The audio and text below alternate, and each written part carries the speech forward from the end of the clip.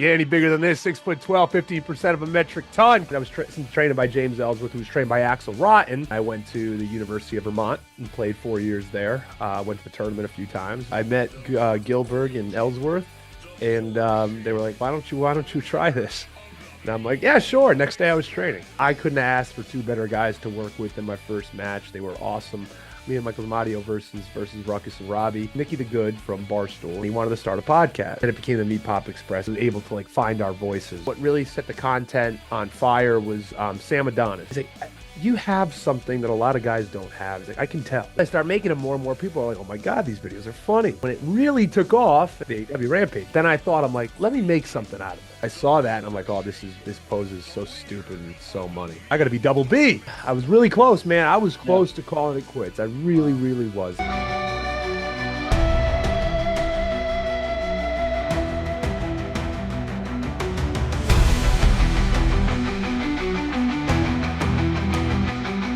Ladies and gentlemen, hosted by Coach C, Chris Sanders, this is Best for Business.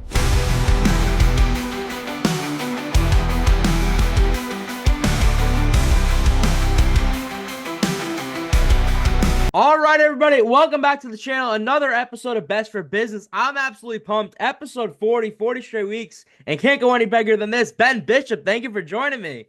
Sure can. Yeah, any bigger than this, 6'12", 15% of a metric ton. Chris, it's great to be here. I appreciate you having me on, and it's always great to talk to a fellow Rhode Islander. You know, I'll make time for anybody from the 401 anytime.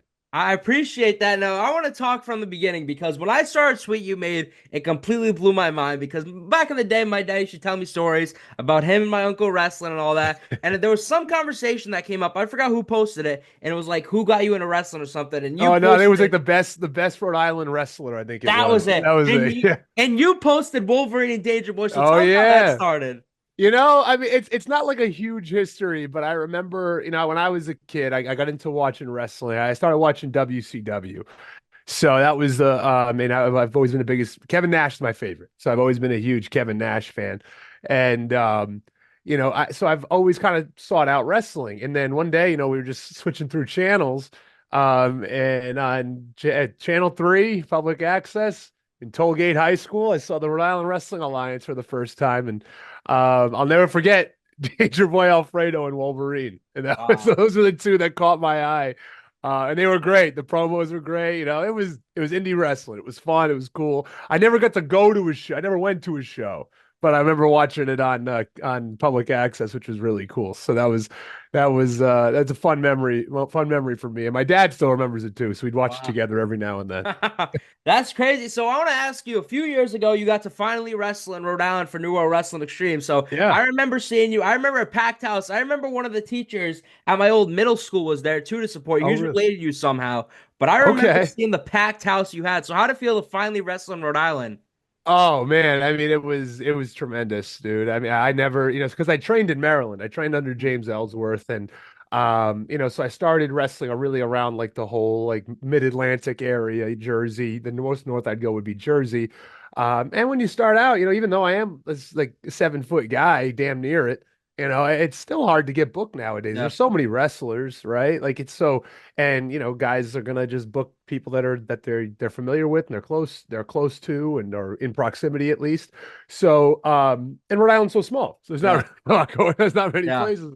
There was like Beyond, but you know, you had to work your way to get to Beyond. So, so fortunately, you know, Wrecking Ball, a good buddy of mine and a good nemesis of mine as well, linked me up with good old Trooper Gilmore, James. Yeah. And I just told him like, man, I haven't wrestled in Rhode Island yet. You know, I was only about 2 years in at this point, so 2.5 years in when I did. So he was like, all right, great. You know, we'd love to have you.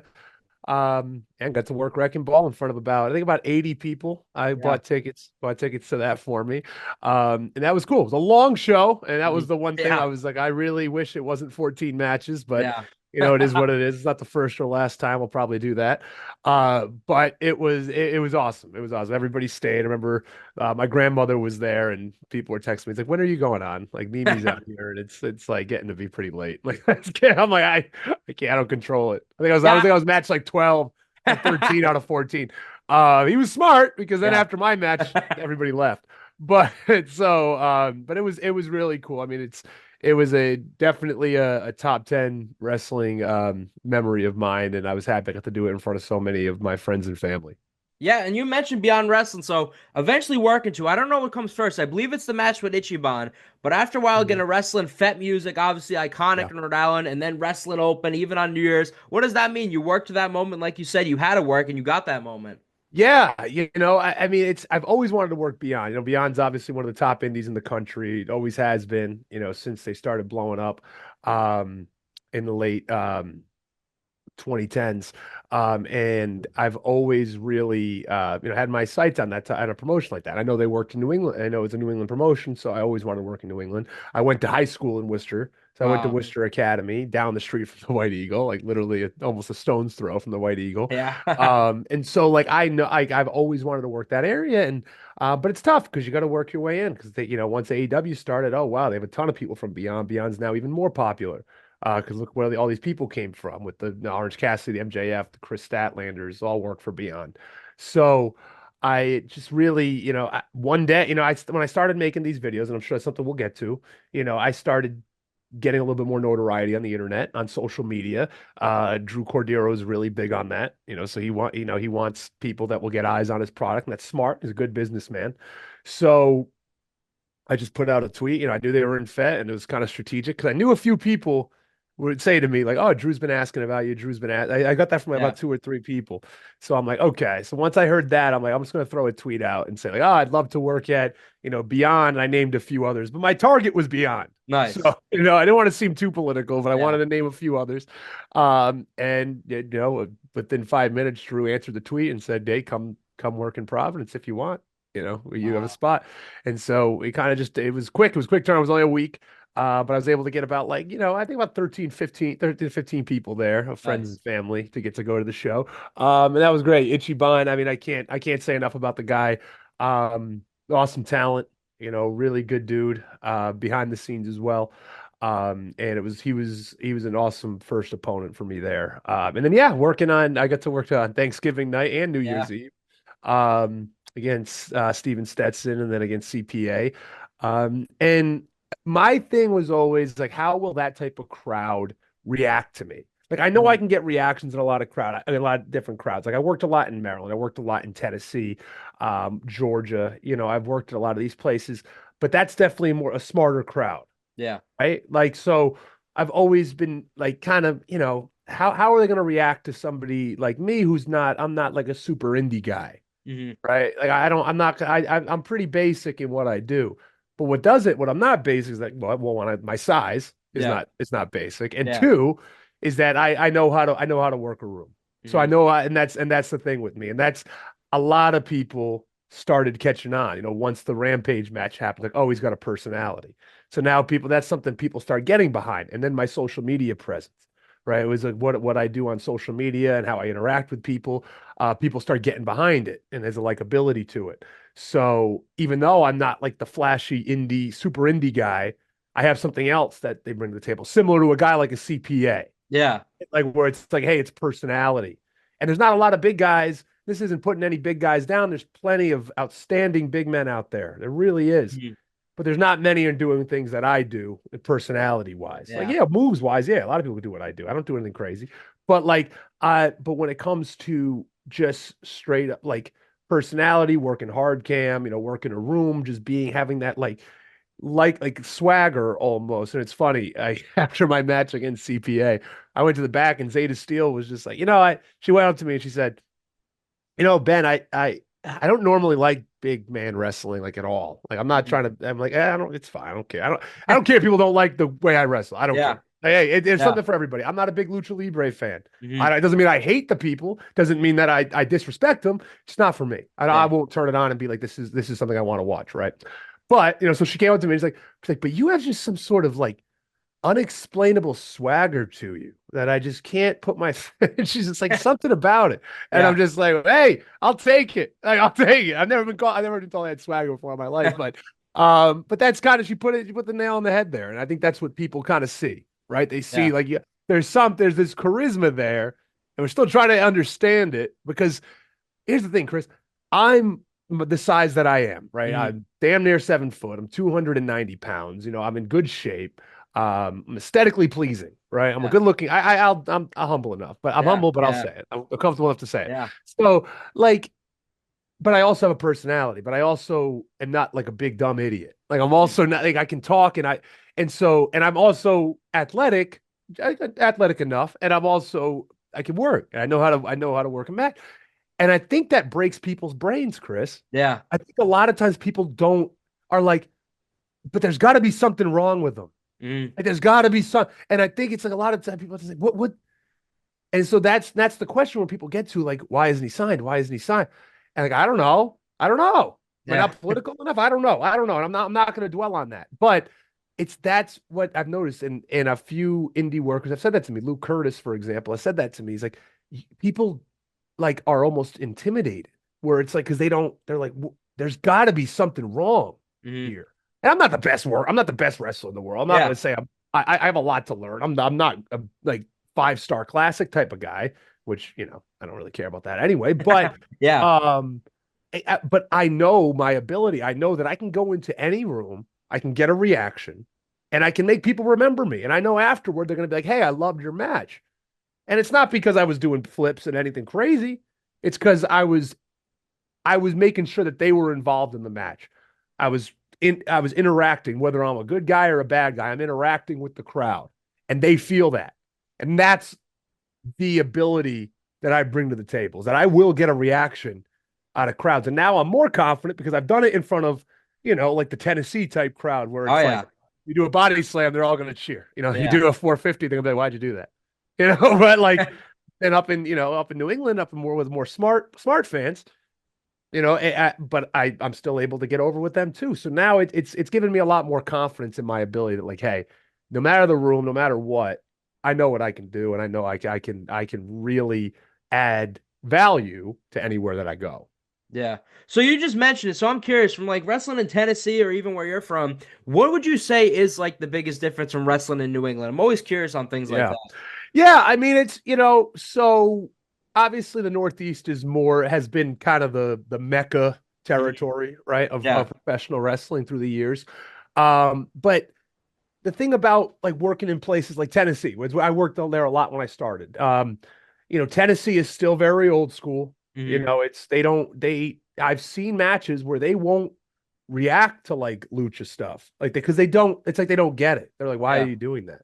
But you do an international spot, tackle, drop down, Yeah. leapfrog, hip toss. All of a sudden, boom, the place like erupts because Hmm. they know that's what they know, right? It's Yeah. like that Memphis style of wrestling where it's a little hokey. You add a little hokiness into it. You add a little bit more of the a flavor to it, right? Yeah. Like, and that's kind of how I was trained. I was trained by James Ellsworth, who was trained by Axel Rotten. Oh yeah. That's how Axel Rotten was brought up in that same type of Memphis style. So that's what I got it. That's what I've added to my repertoire is that, a lot more over like emotion, Mhm. showing the crowd. It's kind of that 80s hokier type style, but that still works to this day if you just modernize it a little bit. Yeah. Like you can't do the whole, like this thing, and you can't do the Hogan stuff. You can't do the super hokey stuff. Yeah. But you can have over exaggerated emotion. You can't, because it brings the people in, and they'll get it, and that translates anywhere. That doesn't just translate in Memphis, but that's really where it kind of got started. So the smarter fans, you got to just kind of tone it down a little bit more. You don't want to be over the top like I would if I was wrestling in Jackson, Tennessee. Hmm. Um, but up there, they a lot of them now are seeing the stuff I do online, so they're like understanding the character that I am. So they just buy in. So Yeah. they like, hey, this is going to be a different match on the card, right? Like on the card, like for example, the card I was on at Beyond on New Year's Eve, like, dude, I mean, it was Bryce Donovan and Chris Statlander, two awesome wrestlers, Yeah. right? Like, you had Zeta versus Dustin. Dustin Waller, Yeah. he's incredible. They're both very good. Dustin can do some amazing stuff. You had Thatcher and Aaron Rourke. You had Gulak and Nick Gage. Yeah. Like, me and CPA aren't having any of those type of Yeah. like, so you gotta, so on the card of what we do, our match was going to be different, right? A Mm-hmm. little comedic to it, a little something a little bit different. And that's what you need on good wrestling cards. You want everything a little bit. Not even mention Cruel and Mathers, Yeah. So like we had to bring something a little bit different. And I'm starting to learn is like I don't need to be the big brooding badass big guy, Mm-hmm. right? There's a lot of them. There's a lot of them, and it's just not me.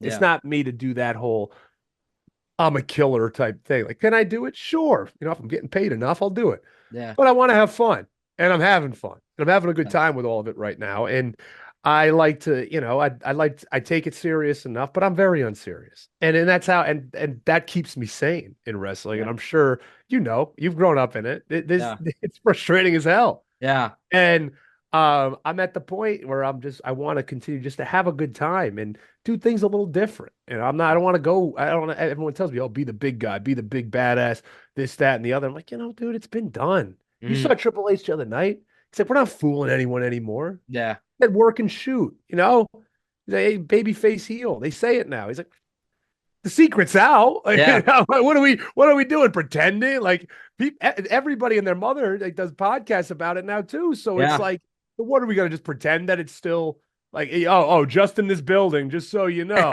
Yeah. It's like everyone knows TV shows are fake. Everyone knows movies are fake. Mm-hmm. But like, why are we just gonna sit here and pretend, right? Like people go there. It's like, hey, now I'm gonna invest in this for 2 hours. I know what it is, but let's have fun. It's a TV show, Yeah. So that's it. I always want to have fun. I don't need to Yeah. be the big badass, seething Kane Undertaker type. Love them, love Mm-hmm. them. I love their work, but I don't need to be that. I can show my personality in different ways. Yeah. So another thing too, when you debuted for Wrestling Open, the photo was surfacing. I think you posted of you playing basketball. I think it was right down the street. So Yeah, Worcester we Academy. talk about basketball. When did you officially stop with that and decide that wrestling was going to be your focus? Yeah. Yeah, so basketball, I mean, I played basketball my whole life. I was always a big wrestling fan, but Mm-hmm. I was 8, 9 years old when I started watching wrestling, and Yeah. you're not gonna do that at 8, 9 years old. And my dad was like, "Yeah, you're absolutely not doing that. You're gonna focus on basketball." Yeah. So I did, and that was great. It got me a scholarship. I went to Worcester Academy, for 3 years, down the street from the White Eagle. And then I went to the University of Vermont and played 4 years there. Went to the tournament a few times. Really cool, awesome experience. And I wouldn't trade it for anything. I loved my years at Vermont. And then after that, I kind of just didn't. I took a year. I lived in Rhode Island. Just I worked at a Home Depot. I was a bouncer at a few. I worked at a gym, just saving up money because I ended up going to get my master's in Baltimore. Nice. And I thought about because I was connected through a mutual friend to a guy named Andy Weinberg in Maryland, Yeah. and he was very well connected to Nikolai Volkov, Mm-hmm. who's from that area as well. I talked when I first moved to Baltimore. I talked to Andy, and told him like I'd love to get into wrestling. He was working at MCW. He's working for MCW, and that's where I would have trained. And I love Andy now, but I always give him shit. It's like you talked me out of doing it. Like, I wanted to do it, and he was like, no, you're getting your master's. Don't do this." I'm like, "Well, okay. I would have started way earlier," but Yeah. I'm like, "Okay, sure." But so a few years passed, and I played a little Australian football in Baltimore. Wow. We went around the country playing different teams. Did that for about 2.5, 3 years, and then just wrestling kind of fell into my lap. I went to a show. I met Gilbert and Ellsworth, and they were like, "Why don't you try this?" And I'm like, "Yeah, sure." Next day, I was training. Wow. Yeah, basketball got me through college. I never had aspirations to really play after that. I Mm. wasn't, a superstar by any means. I was a good role player. Had a lot of injuries, so that wasn't something that I was like, oh, I can't wait to go play overseas somewhere. But I always wanted to do something. Like I kind of hit like I want to say like a almost kind of just hit a wall at one point where in like 2019 I was like, what am I doing? Like I had a job, I have a job and everything's good, but I needed something else. I just needed something like a goal, right? Yeah. Like just something to be creative. I'm a creative guy and I had no outlet. And I'm just kind of like, what am I besides just a 9 to 5 guy? And Mm. that's just me. Like I need some people are okay with that. Some people are Yeah. fine with doing that, going to grab a beer at a local restaurant every day. And that's perfectly fine. And I honestly sometimes I envy those people. Mm-hmm. But for me, like I always needed a creative outlet. I didn't have anything. I didn't Nice. have anything to Yeah. work towards. And that was my whole life. I always had a goal. So thankfully I found wrestling. and it's obviously always a passion of mine. So it was easy to really like sink my teeth into and go all in with. And yeah, almost 6 years later, here we are. Do you have any like moments or stories that stick out playing college ball? Yeah, man. I mean, whew. Uh, I playing in the tournament Yeah. obviously is the number one thing. That if for a small school like us, or like low mid major like a Vermont, Mm. we made the tournament a good amount but it's always a one and done, right? Like Yeah. it's like that's the goal, make the tournament, right? Oh It's not yeah. like, and if you win, that's awesome, but Vermont's done it. Vermont's done it once. Actually, no, I did win a game in the tournament. It was a playing game, so I have one Nice. win. I Nice. win against the NCAA tournament against Lamar.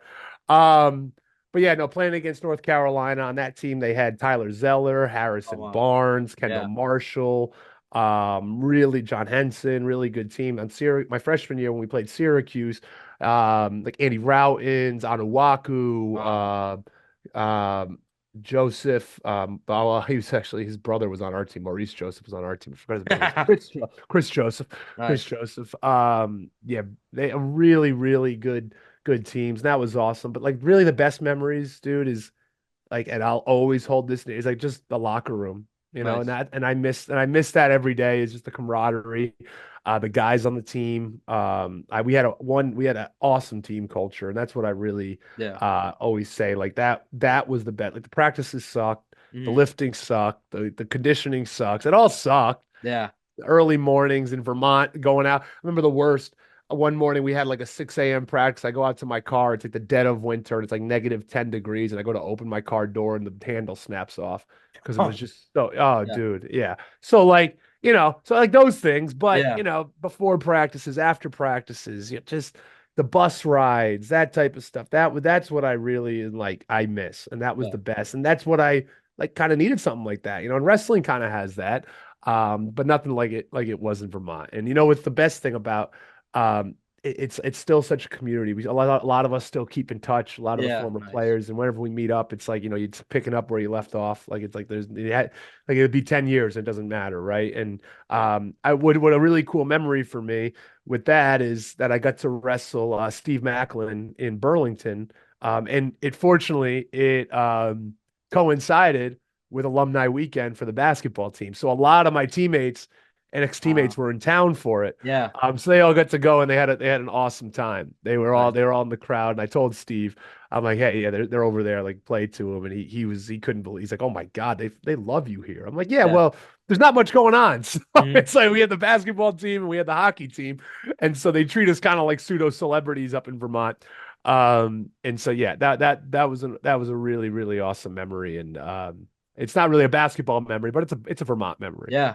Yeah, so when we talk about your career, you mentioned it earlier that you offer something different at the table, whether it's your personality, the way you know how to work a camera, things like that. But when you go through your career, who would you say like are your biggest mentors or the people that like taught you these kind of things? Yeah, I mean, number one's Ellsworth, of Yeah. course, right? Like, you got to think a guy like him who's been told no his entire life, and Hmm. like, you'll never make it, you will never make it. I mean, I'm not saying it's never been said, right? Like, he's not in great shape. Yeah. He's not a great looking guy. Yeah. He's short. But Hmm. what he had were all the intangibles, Hmm.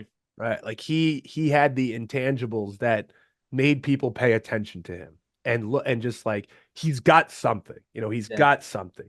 And he was trained by Axel Rotten, who underrated one of the better minds in professional wrestling. Yeah. He had his demons, but and that's stories for other days. But he was really one of, and Paul Heyman says it to this day. And he said it to Ellsworth that Axel really had an outstanding mind for wrestling. So Jimmy, Ellsworth, I call him Jimmy, but Ellsworth was able to soak in so much knowledge, like Hmm. doing all the drives with Axel and all that, and he was fortunately, was able to pass it back to me. And Nice. he was able to, pull me up as well and say, hey, let's get in the car. Let's drive to Tennessee. Could he take a flight? Could he talk the promoter into a flight? Sure, he easily could have, but gave me those opportunities where it's like I'm gonna, drive with you. And yeah, I did the majority of the driving, of course, but it's in my car sometimes. Yeah. But you know what? He could have taken a flight. He could have taken an easy flight to Tennessee from Maryland, but he decided to drive, and I appreciated him for it. And that's where he taught me a lot. He taught me a lot of the good things, a lot of the bad things, a lot of where my humor comes from is from him as well. About what I kind of poke fun at in the wrestling world. So that is just invaluable information. I tell a lot of guys that. I'm not trying to sound like a big badass vet, but I tell a lot of guys that are coming up, it's like, hey, really link up with guys who've been doing this for a long time and Mhm. get in the car. It's where you're gonna learn the most. Like, yeah, you can do your rolls and your bumps and your moves and all that in the ring, and that's good and great, right? Like you got to do that, but you learn a lot more about wrestling outside the ring. And Mhm. that's where a lot of people fall short. You can go to these big fancy training schools, and yeah, you're going to be working with some great people, and there's some amazing trainers. But you're learning, the basics. Yeah. It's when you get after that 3, 4, 5 months of that training school, and now what do you do? Like now Right. you got to learn like the intricacies and the ins and outs of it. And I got that. I got that one-on-one training with Ellsworth, where not a lot of guys and gals have training classes of 20 plus people. And yeah, it's great. You do it, 3, 4 times a week for 3 months, and then you get out, and it's like, okay, now what do I do? Mhm. Like, and now I don't have like but he was able to really mentor me. So I'd say him, number one, of course. Yeah. I got to give props to Nick Taylor. He's an independent wrestler in the Mid-Atlantic. He was trained by Ruckus. Nice. So Yeah. everybody, a lot of people obviously know Ruckus, an independent wrestling legend. Um, Another person who I had my first match against and who was integral in my training as well. But Nick spent a lot of days with me out. He had a ring at his house. It was outside. And training in the winter, getting ready for the first time I laced him up and taking all the moves, teaching me how to do a lot of things safely, a lot of the basics I learned from him. So I gotta always give him props, and because he did spend a lot of time with me when he did not really need to, in Yeah. helping me get ready. Um, and then when it comes to like other people, I mean, go down the line like recently a Jeff Jarrett, Yeah. who has been really kind of a big supporter of mine. He loves the social media. I got to work a tag match with him, which is just such a cool, surreal experience. And my problem is, Chris, a lot of times I don't just step back and be like, "Hey, I'm doing cool things." Yeah. Right? And comparison's the thief of joy. And you're like, Mhm. "Well, I did this, but this person's doing this. Right. I'm not doing that, then I must suck." You Mhm. know? So I try to like step back and say, you know, a watched pot never boils, right? And Yeah. I've taken on that mindset over the last few months where it's like, hey, I never get signed, so be it, right? Yeah. Like it is what it is. Like, and not everyone can, Mhm. maybe it's just not my time or it was never meant to be. I'm not a huge like faith guy. I'm not a huge, like Yeah. religious guy, but I do believe in like, that type of mantra where it's, if it's not meant to be, maybe it's not. Maybe it's Mhm. not. But, you know, I I just want to have a good time. And I think that's coming through naturally and organically with people. Mhm. Um, and that's why I've been getting a lot of support. I'm not going to say it, but like I have a ton of DMs from guys in WWE, AEW. Down the line, I have people all the time telling me like, "Oh my God, you're the talk of the conversation in the locker room. We're all Nice. passing back the videos, everyone's sharing them with each other, this, that, and the other." And I have a ton of those, right? Mhm. Like I'm not going to come out and like post like, "Oh, look who hit me up." Yeah. Because I don't want to come off as well, I'll say it, markish, Yeah. Yeah. but it is cool, and it's cool to see that Absolutely. like people are reaching out and seeing it and out of their own free will. Like I'm not reaching out to them, I'm not asking for it. They are doing it on their own. I got a few yesterday that were really cool. That was Nice. just like wow, like people are noticing like, hey man, like people are really liking this stuff. Like keep it up. Like seriously, like it's like I really think it's gonna pay off, and it's all different types of people from different companies. So it's when you ask like kind of who my influences are, right now when it comes to like the social media work, like think of like guys like Matt Cardona. Yeah. um Indirectly he's been an influence with just what he's been able to do over the past few years. Look at the rise of a guy like Joe Hendry as Mhm. well. And utilizing social media. We can name guys like Danhausen too. Yeah. Utilizing character social media work, getting over, because and it's kind of a controversial thing to say, Mm-hmm. but 90, I want to say when it comes to the normal population and when it comes to wrestling, 99.99% of people do not give a shit about the in-ring work. They Mm-hmm. don't. They don't Yeah. care. I bet you all the people, I bet you at least that exact percentage of people that have seen Joe Hendry's face have never seen Joe Hendry wrestle. And Yeah. that's okay. Yeah. That's okay because you know what? That's not, look at what we just watched on. Did you watch Raw Oh on yeah. Netflix? Look at what we watched, right? 3 hours, there were four matches. You Mm-hmm. think they really cared too much about the in-ring? No. It was promotion, it was celebrities, it was entrances, it was the video packages. Yeah. That's what the normal casual audience that they're trying to attract want to see. Like they Mm-hmm.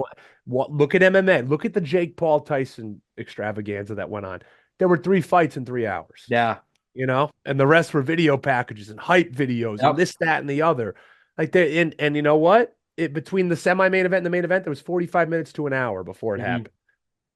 And like, but no one's Yeah. complaining about that. Yeah. So because you got the loud minority, and they'll say, oh, that's not enough wrestling for me, and that's okay if that's what you want. That's totally fine. There's a lot of other options, but WWE is doing what WWE is doing. They're successful for a reason.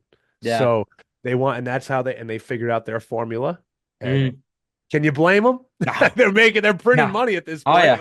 Can't blame them. I mean, No. it's yeah, maybe it's not what you grew up with, but it's like, hey, the times change. And I said this yesterday on Twitter. I said, listen, if you don't like it, if you don't like wrestling, because that video I made, it's almost at 500,000 views now. Yeah. So like, if you don't like wrestling, don't watch it. Guess what? There's a million other things you can watch. There's Absolutely. AEW, there's TNA, there's MLW, there's New Japan. There's also IWTV for $9.99 a month. You can just switch that on. You got a whole library of stuff you can watch for years. Yeah. And it's like, so when people complain about, I hate WWE, I hate it, I hate it, I hate it. Oh, guess what? But you're watching it next week. Yeah. So stop complaining about it because Yeah. it's not the only game in town anymore. Mm-hmm. There's so much at people's fingertips. So if you want to keep complaining about it, it's like, I don't feel bad for you. You know Mm-hmm. what they want to do. That's what they do. And it's going to be continued to what they do. And that's fine because Yeah. other people do things different and they do things different. So it's really, I think that wrestling right now, and a lot of people say it is in such a good place. Mm-hmm. And I think it is because you have a lot of opportunity to work in a lot of places, and WWE is helping because it's making a little bit more mainstream again. Yeah. So, it all goes hand in hand. Yeah. So you talk about originally learning from Ellsworth, but then making the transition from basketball to wrestling. And you mentioned Ruckus. So walk me through. Ben Bishop always had this goal of pro wrestling. That first ever match, what's going through your mind? And Yeah, after dude, that I first was. ever match, you ready to make it like something like not like a career full time, but you ready to start making the drives and all that? Man, you don't really know what it is until you get into it. I'm sure you've learned that from Yeah. your uncle. You get it, right? Like you don't know. Like it's unlike anything else, Yeah. wrestling, right? It's still that like old turn of the century carny type of like work, right? Like Yeah. it is. It's still kind of old hat, it's still like the old like it still has all of its old topics and everything that like it's still not it hasn't really grown with the times independent wrestling, Yeah. right? Like it's still kind of set in its own ways, the best way to say it. So I didn't really, going into that first match, I was obviously fired up. I was so excited. I had a Yeah. lot of people there. It was in Glen Burnie, Maryland, at a place called Michael's 8th Avenue, this big wedding hall. Mm-hmm. And we had about 750 people that night. So that was the first thing. I'm like, oh man, this is awesome. And Ellsworth's like, no, this ain't gonna be like this every night. Please Yeah. believe me. Yeah. You got again. He's like, this is like we got really, this was a good show. And I had a ton of people there, a ton of people from Baltimore, a lot of friends and family flew in from New England. Wow.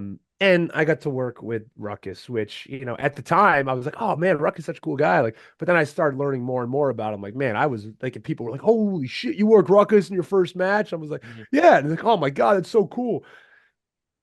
And so I was, I didn't appreciate it enough as I do now. Mhm. Um, but yeah, going through that day, it was a long day. I feel like it was never going to get there. Like I'm sitting Yeah. around, checking in with the commission, like the show starts, and I'm just like, sitting in the back the whole time, kind of just, rocking back and forth. And I had a tag match. It was me and Michael Amadio versus Ruckus and Robbie. And you know, I they made it so easy, and they were so cool with me, Nice. of course, because I was like, and well, I didn't do much, but Yeah. it's just, but they were so like, hey, just everything will be fine, you'll be good, like just, like they were there for everything. That was perfect, easy. I couldn't ask for two better guys to work with in my first match. They were awesome. As a tag partner, Michaels, what a guy he is as well. I should have Mm. mentioned him. He helped me a lot too. He was, because that's when I first got started there. I was like tagging. I was doing tag matches, and he was taking the bumps, and I was coming in for the hot tag. So I appreciate him so much, and he never complained. He never Nice. complained as a new guy coming in. He got it. He's like, hey man, you're a big guy. Like, I don't worry, I'll do this. I don't mind. And so yeah, it was a nerve-wracking day, but it was a great night. And I hate watching it back now because I'm like, oh God, man, I look like the shits. But Yeah. you gotta, yeah, you come from somewhere, right? People were cheering, they were reacting. It was a fun night, so it is what it is. I'll take it, but I'll probably never watch it back again. So you talk about it, and everyone knows Ben Bishop. Social media is huge for you. You mentioned your influences. When was it really the time that you realized like we need to start using social media to capitalize on you? And when did you realize like these videos were gaining traction? Yeah, great question, Chris. So, it was 2023, and it was about July, and I was going through like a crisis in my head where I'm like, I don't know if I want to do this anymore. Like, this Mm. ain't worth it, man. Like, I'm the size that I am. I'm not gaining any traction. Like, I'm working the same shows. Els were trying to tell me like, hey, just, be patient, be patient. I'm like, man, at that point I was already 33 at that point. I'll be 35 in 2 months, but I was already 33, and I'm just like, like, dude, it's just not worth it. I moved, like nothing's happening, right? I don't want to just keep taking all these weekends, making no money, like traveling all these places. And I'm like, man, I think I was really close, man. I was Yeah. close to calling it quits. I really, Wow. really was. I almost did. And I got a message from, first Nicky the Good from Barstool. He was at Yeah. Barstool at the time.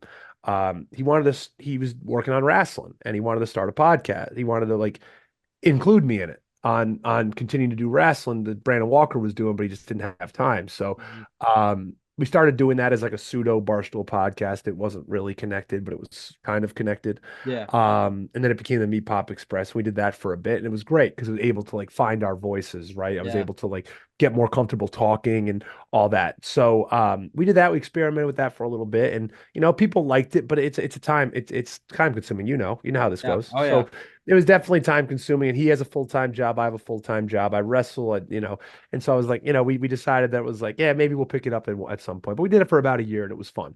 Yeah. Right. And we've enjoyed it. We still keep in contact to this day. But really, what really set the content on fire was Sam Adonis. Do you know Sam Yeah. Adonis? Oh yeah. Okay.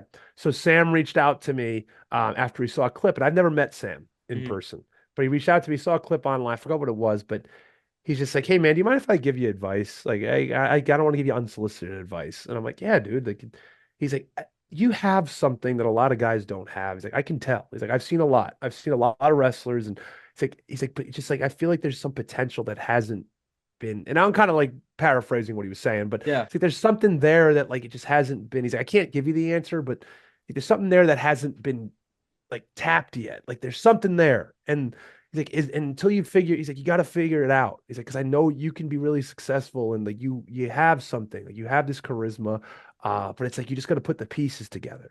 And I'm like, it's daunting when you hear that because like, hey, man, I don't know what to do, Yeah. right? And so as I was working with Nick, he's like, no, let's make more content. He's like, but we can't just have the podcast. You got to put let's put more content out. So I'm Mhm. like, okay, I'll do like, funny skits or something. Yeah. And when Sam told me, he's like, you know what, treat wrestling like you don't need it. He's like, have that F it mentality. Just like, I don't need it. And I don't, Chris. Yeah. I don't. I have Yeah. a job. Like I have a job. I have a life outside of wrestling. I don't need wrestling. I Mhm. want wrestling. I don't Of need it. course. Yeah. So then I started putting, so I'm like, you know what? let's have some fun. So all the stuff I used to joke around in locker rooms and with Ellsworth and all that, I started putting into video form. Yeah. And because I like being in front of the camera. I like talking. I like acting. I like that type of stuff. So I just started making these videos. And it's just like at the first few, people got to understand what you're trying to do here. So everyone was like, so you're gonna get some heat here. And I'm like, you know what?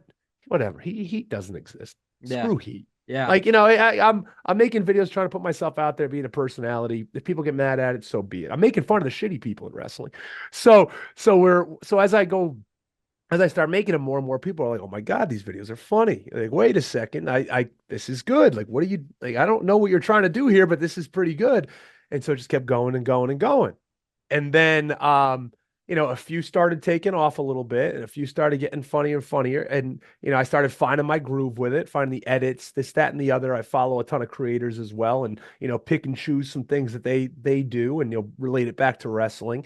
You don't ever want to reinvent the wheel, Yeah. right? Like if something works, why not roll with it? Absolutely. And so I just started and started gaining more and more traction, more and more traction. And then, when it really took off, and as you probably know, is the AEW Rampage, Yeah. the AEW Rampage match, which, to give you the story on that, Absolutely. Sean Dean is a buddy of mine. I've trained with him a bunch, and he always liked my videos, and he just hit me up last June and said, "Hey, do you want to come?" I didn't hit him up. He just hit me up and said, "Hey, we'd love you to come to, Mississippi, South Haven, right outside of Memphis." And I'm only a 5-hour drive from that. So I'm like, sure, that sounds good. I didn't know what I was going to do, but I'm like, yeah, maybe I'll get some videos. I'm now more friendly with a lot of the guys. They like the videos, this, that, and the other, right? So like I didn't feel like just like a fly on the wall extra. Yeah. So, I get there and I'm talking with my good buddy Jameson Ryan, Jack Jameson from the Iron Savages, Bulk, Bronson, Boulder, two great guys as well. I hung out with them for most of the day. They're big fans of the videos, so they were all. And then Kevin Matthews came up to me and was just like, "Oh my God, you're the guy from the videos." And I'm like, at that point, I'm like, "You know them?" And like Arya Davari was like, "Oh my God, your videos are so good!" Like, and so people started like coming up to me and saying all this stuff. And so I'm just hanging out backstage, and I'm like, "Oh, this is fun. This is cool that people like the videos, and I'm happy." But then Kevin Matthews comes up to me and says, "You have a match," and I'm like, "I do? Against who?" He goes, "Roddy." I'm like, "Roddy Strong." He's like, "Yeah." I'm like, "Well, what is it on?" "It's on Rampage." I'm like, "Okay," because they were taping Collision, Ring of Honor, and Rampage that day. So I'm like, "Oh, okay." And like, "How long?" He goes, 2 minutes. So, the curtain to curtain. He's like, "Yeah, yeah." He's like, basically. And I'm like, "Okay, all right, all right." Well, I knew what I was. I wasn't gonna be like, "Oh, I should get more." So I talked to Roddy, and a really nice guy, and we just went over some stuff, and he was gonna give me some stuff. He was gonna give me some. He was gonna let me have some shine in the match, and that could shut down real quick. So that guy did. Yeah. He was like, "Yeah, you can hit me with a fall away, sidewalk, whatever you want to do, and then they all roll you up or something." And no, I got nothing. I got nothing. Christopher Daniels said, "You are getting nothing in this match. You're going to deal with it." And you know what? I thank Christopher Daniels to this day. I was mad at him. I was mad at him for a bit because I'm like, and Roddy was like, "Well, he can't do anything." Like, come on, look at him. Like, look at the size of him. He's like, "Nope, you got to look strong." And I'm like, "All right." So I was kind of pissed. A little pissed. I'm like, what's the point? But then I thought, I'm like, I'm not gonna throw a pity party. He's like, let me make something out of this. Now the wheels are starting to turn. I'm like, this is funny. Yeah. Because I'm gonna get beat by Roddy, who's half my size. Yeah. Great wrestler, better wrestler I'll ever be. In 2 minutes. Yeah. He's gonna beat the crap out of me. Angle slam, hit me with a knee, this, that, and the other. So I'm like, all right. So immediately in my head, I'm like, as soon as this ends, I need to do my sacrifice video. And then I'm also thought the video with my wife on the couch watching it back. So I'm like, there's a way I'm going to do it. I had the match. I hit the goofy ass pose that I practiced 10 minutes before I went out. It's just like, I got to do something goofy. Yeah. I know that Howard camera is going to be on me at that point. So I did it, and as soon as I got to the back after the match, first thing I said to everybody, "Hey, kids, you watch that? And you learn anything?" So as soon as I got back there, Greg Jameson Ryan came up to me and he said, "Dude, you hit that hard cam pose perfect." He said, he's like, "It popped everybody back here." He's like, "You hit it right at that exact moment when you hit the turn at the exact moment." And I'm like, "Really?" He's like, "Oh yeah, that looked really good." He goes, "That was good." And I'm like, "All right, good." So I saw that and I'm like, "Oh, this pose is so stupid and it's so money." And yeah, and then I started making those videos, And then it caught on, those, and then the one coming home after the weekend on the road, and the wife's Yeah. like, "Yeah, we're right back to real life, buddy." Um, and it just started taking off from there, and I never stopped. And Mhm. that's the thing. I continued to make content every single day. I vary at least 6 days a week, maybe a day off every now and then, but I put something out every day. Not everything's gonna hit. Like, Absolutely. I'm not gonna have viral videos every time, but I'm staying on people's minds. And Yeah. some people will be like, "Oh, it might be too much." It might be. It's like, no, I'm gonna keep putting stuff out. If I have an idea and if it's good, I'm my own biggest critic. Like, if I don't think something's funny, I'm not gonna put it out. Mhm. But I'm gonna keep putting out content and keep putting out stuff every day. I'm gonna tweet. I mean, Matt Cardona said it. Like, he told the story about somebody he was talking to at NWA who was like, "Oh man, how do I like get a bigger social media following? Like, let me look at your social media." He's like, "You haven't tweeted in like 5 days. Like, you Yeah. haven't put any content out in like 5 days. Like, what do you?" He's like, "Well, I didn't really have anything to do." He's like, "Well, what do you mean? If you want to get a bigger social media following, you got to do something. Yeah. So, people are just gonna follow you because of your name. You got to do something." Mhm. And I tweet every 3, 4 hours at least. He's like, at the very least. So, I learned that. And it's like, you keep putting stuff out, you keep putting it out, see what works, see what doesn't. And I just continued to do it. And I'm like, social media is the name of the game. Then I got on some other people's radar. It's like, your Mhm. social media is great. Jeff Jarrett obviously really, really started to like it. And we had a good back and forth at AEW that was really funny. Because right before I went out, I yelled out to he's a character. So Yeah. he's funny. He doesn't take things too serious. What I said to him, "You gonna watch my match?" And he goes, "Yeah." I was like, "Yeah, you might learn something." And, and he popped. And he popped Yeah. because nobody talks. I'm like, you know what?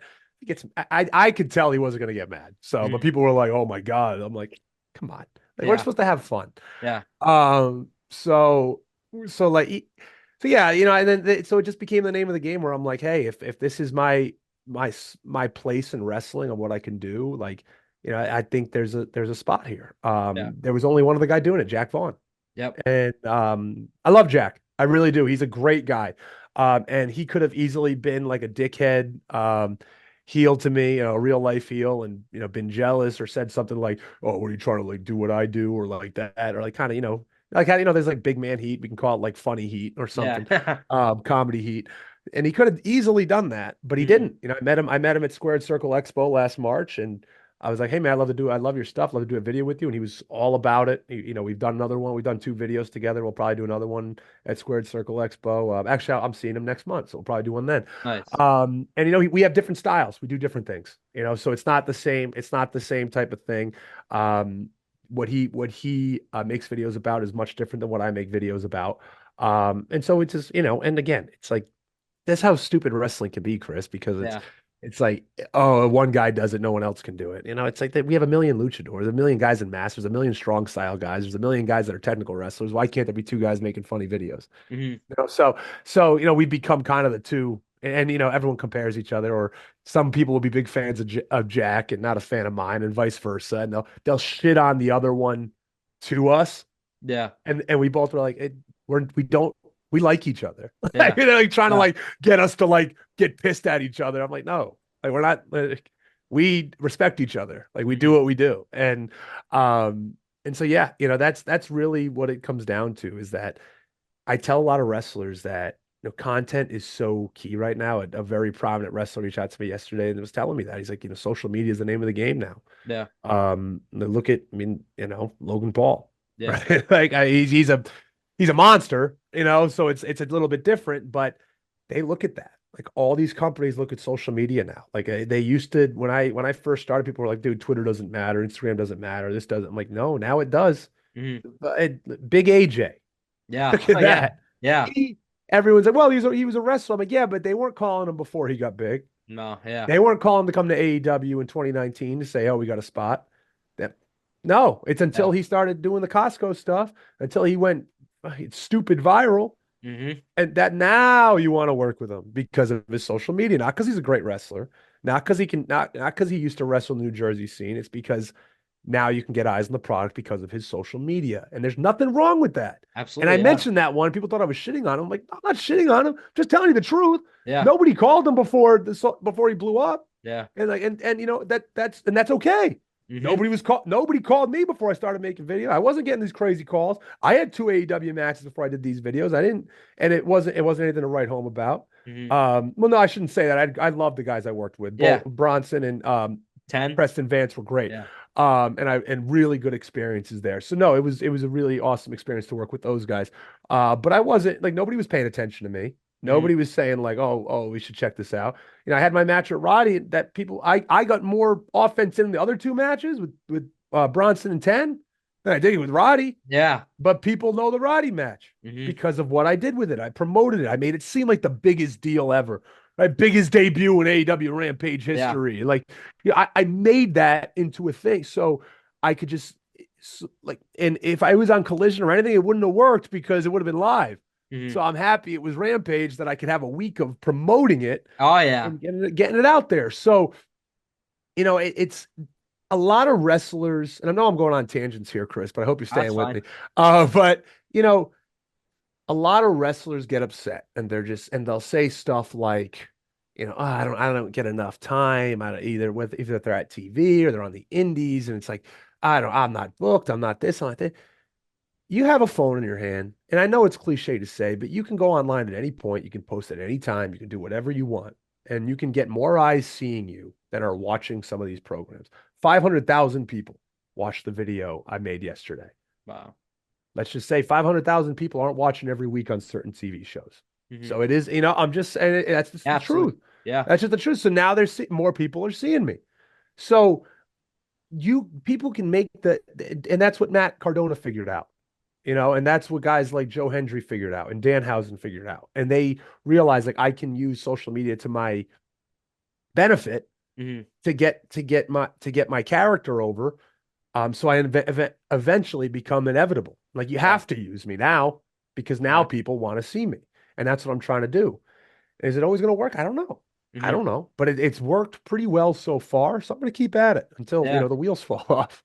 Yeah. So you mentioned it, Jeff Jarrett. So a few months ago, I had Dave Sturchio on my podcast. Oh, yeah. I love Dave. And it was actually the day after you texted him and told him you couldn't do Fight Factory because you were team with Jarrett. Yeah. How did that opportunity with Jarrett come to be? And tell me about that match because we talk about the entrance, the match itself. You went all in with this one. Yeah. Yeah. That's another, I keep putting him over and I'm mad at myself for it, but that's the Cardona thing. Is like I saw Cardona when he would do certain GCW events, he'd wear different gear. Right. He's all about his presentation. So I said, when I found out I was teaming with Jarrett, and I did apologize to Dave profuse. I hate being that guy, but it's a once in a lifetime thing. Absolutely, I had to take the chance. And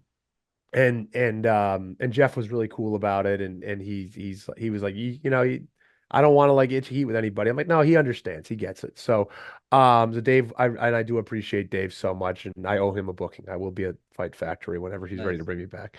But when I found out I was going to team with Jarrett, I'm like, I got to do something. Right. Like, this is a cool thing. And because I was playing up the Carney logs, I was doing the whole, like, I'm not booked to the point I got booked. And, it helped with a lot with the ticket sales and everything, for the show. And it was like, I'll toot my own. I was the only one cutting promos for the show. So,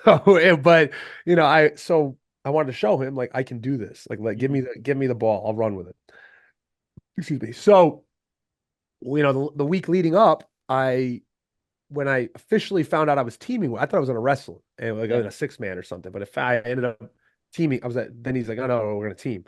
I'm like, oh shit, it's awesome. So it comes out and I'm just sitting there. I'm actually at a Starbucks in Maryland. I had a show that day in Maryland. I'm thinking, like, what can I do?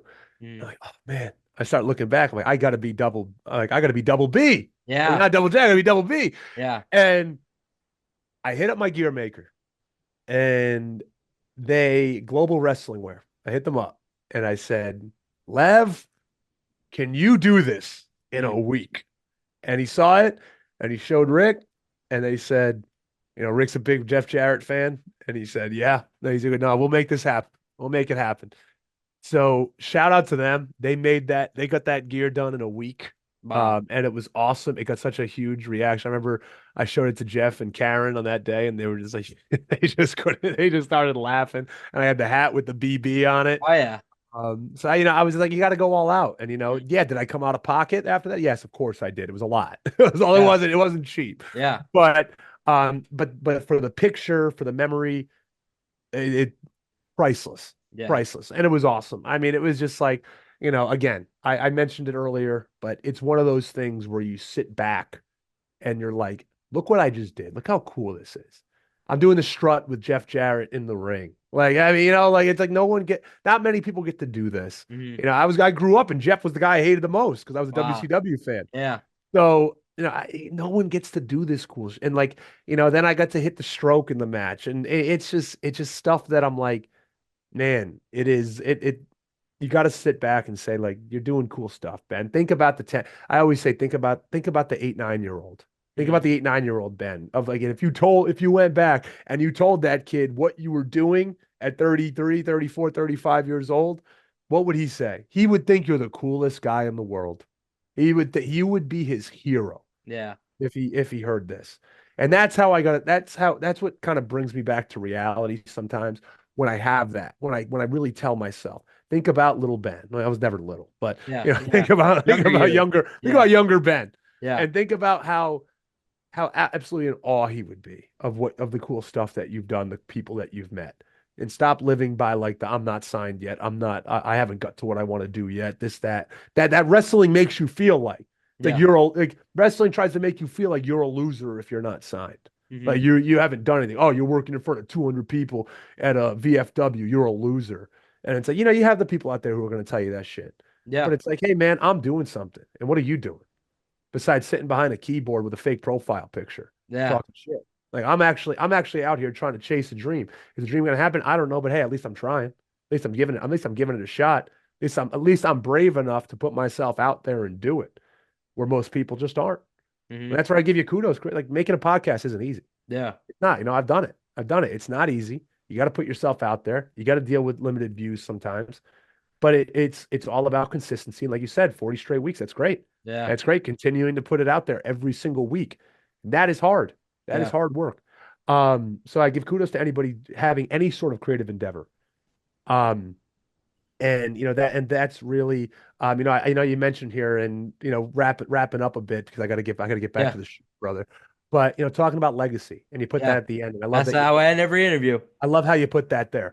And legacy's weird, right? Because I don't know what my final legacy will be in wrestling, but what I've been feeling over the past year is that I've noticed a lot of people come to me and like enjoy talking to me Mm-hmm. and enjoy I want to sound as humble as possible. I'm not trying to sound like overconfident here, but I've had a lot of people that it's like, hey, how do you deal with this, or how do you deal with that, or it's almost like I'm like a wrestling therapist at this point where I talk to people and it's like, hey man, I get it. Like we're all in the same boat, especially guys that aren't signed. I think that should be Yeah. right. And they've DM'd me, they talk to me, and we have conversations. And I hate the mantra, and I know he's the one of the most powerful guys in wrestling now, but I'll say it.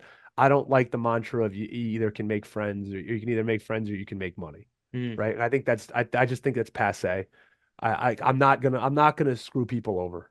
I'm not gonna, I wanna walk in a locker room. I want people to like me. I don't Yeah. want to be the guy that's politicking, and even though it's like my gimmick. But Yeah. I don't want to be the guy that's politicking and carnying and screwing people over.